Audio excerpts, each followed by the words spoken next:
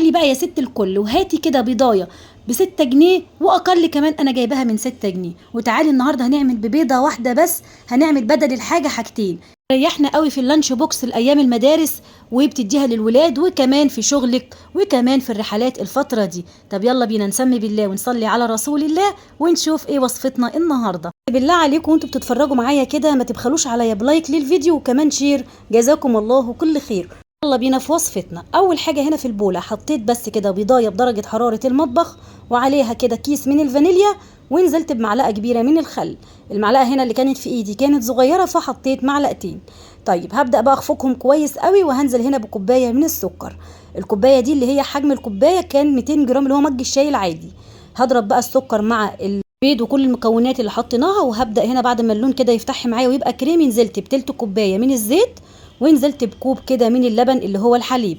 هقلب بقى كل المكونات دي كويس قوي. بعد كده هنزل بكوبايتين كده من الدقيق. الكوبايه دي اللي هي مج الشاي العادي اللي هي 200 جرام. زي ما بقول لكم كده دايما تحاولوا توحدوا الكوبايه اللي بتشتغلوا بيها.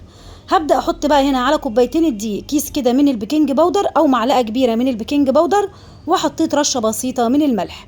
وهو ده القوام اللي احنا عايزينه، زي ما انتم شايفين كده قوامه عامل ازاي، ولا تقيل قوي ولا خفيف قوي، علشان تكون النهارده الوصفه بتاعتنا هشه كده وجميله.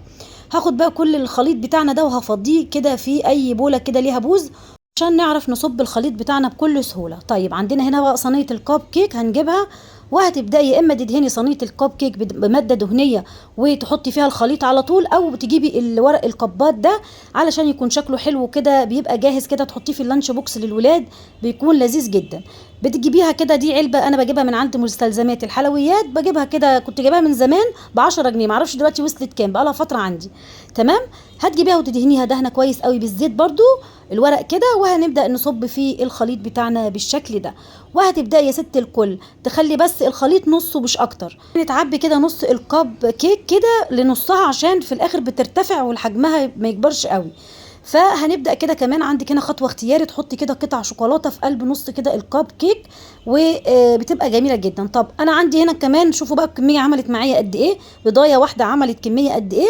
هبدا هنا نص الخليط تقدري تعملي بيه صينيه كمان كب كيك يعني، او هتبداي تعملي بقى اي صينيه تاني كده كيكه بالشوكولاته. انا هبدا اخد بقيه الخليط، حطيت عليه معلقه كده من الكاكاو الخام على معلقتين لبن او معلقتين بس من الميه عشان اخفف مكان معلقه الكاكاو اللي حطيتها، اخلي الخليط مظبوط زي الاولانيه.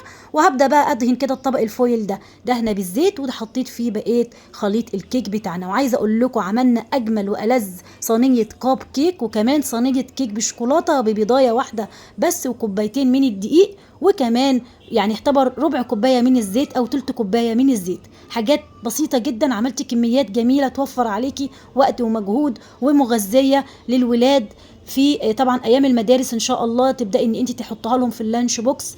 الكيك تفطري بيه الصبح، تاخديه معاكي كده وانت رايحه شغلك الفتره دي في الرحلات. بجد يا جماعه حلو جدا جدا، ان شاء الله جربوها وهتعجبكم يا جماعه. وزي ما قلت لكم بالله عليكم ما تنسوش تعملوا لايك وشير للفيديو، واتمنى النهارده اكون كنت عند حسن ظنكم، وبشكركم جدا جدا على كل كلمه حلوه بتكتبوها لي، ربنا يجعلها في ميزان حسناتكم. بحبكم في الله، ومع الف سلامه.